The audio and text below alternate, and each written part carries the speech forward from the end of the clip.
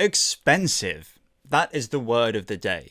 The new Land Rover Defender Classic has been all over the automotive press this week, and while I do sincerely love the Defender, I have some questions. So, some background here. We all know the Land Rover Defender. I won't do an exhaustive history, but many people don't know that the old, properly utilitarian-looking Defender was in production until 2016, after entering production over 30 years prior in the early 1980s. The new Defender Classic, as it's been dubbed, is actually not a new car so much as it's a Restomod, taking cars built towards the end of that run from 2012 to 2016 apparently, and reworking them to a customer's desired spec with a 5-litre V8 and upgraded suspension, etc. But that's not the whole story, is it? The whole story is coloured massively by the number at the end of all of those headlines.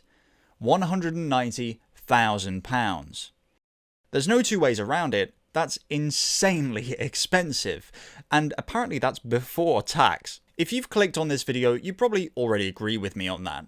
But let's just take a minute to think about the reality of buying a Land Rover Defender for the price of a house. That's base price too. If you want a big one with some special options, you're deep into 200k territory.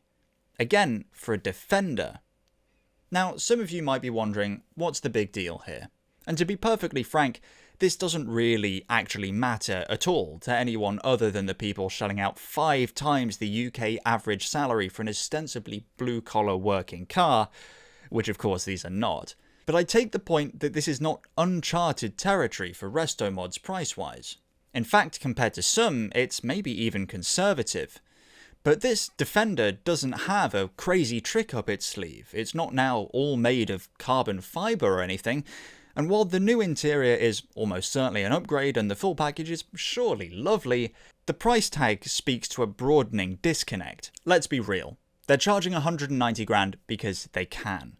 They know that they'll sell some. And they know that because even this new old Defender isn't really that new.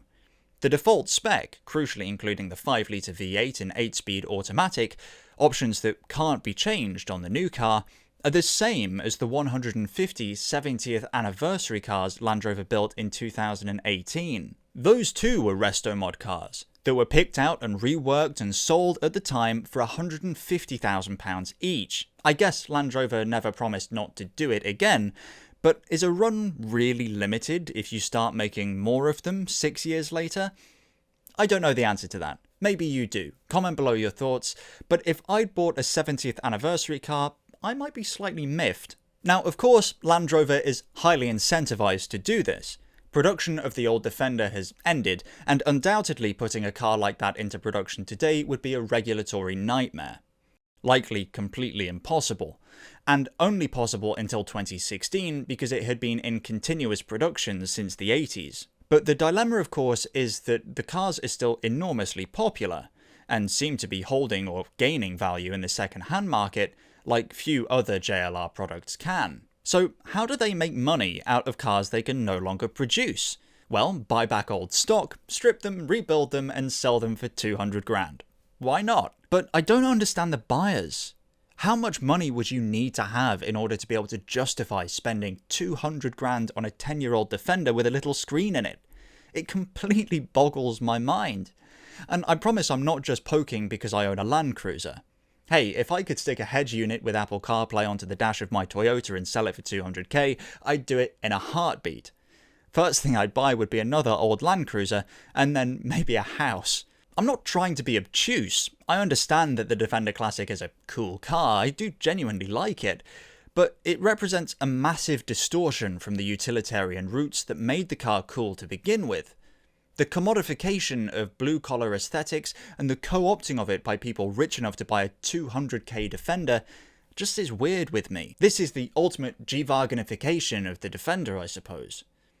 None of that is to say rich people can't like Defenders, nor is it to say they shouldn't own, drive and enjoy them. Cars are a passion that brings all types of people together. It should be a fun, social thing, and I think that's the ultimate conflict here. The disconnect I mentioned earlier. Normal people are being left behind. The people the Defender was built to serve. What made the Defender great was its ubiquity, used for trundling around the grounds of stately homes, while a few miles down the road another one is pulling a trailer full of sheep. One of those legacies isn't so well represented by the Defender Classic, is it?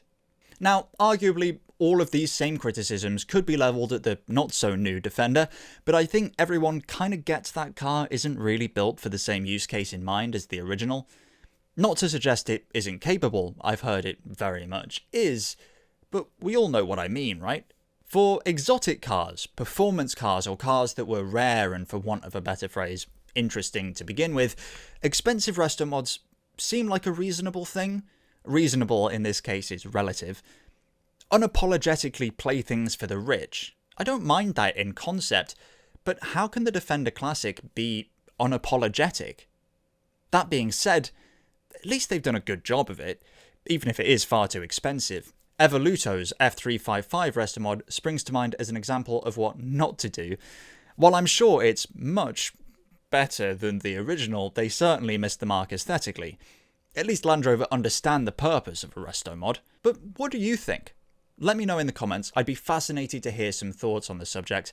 I had quite strong feelings when I first saw the headlines, and I wasn't totally sure why. I think I've managed to find the root of it, but you don't have to agree with me, so let's discuss. Subscribe if you enjoyed this, and maybe I'll make more of them. Until then, bye bye.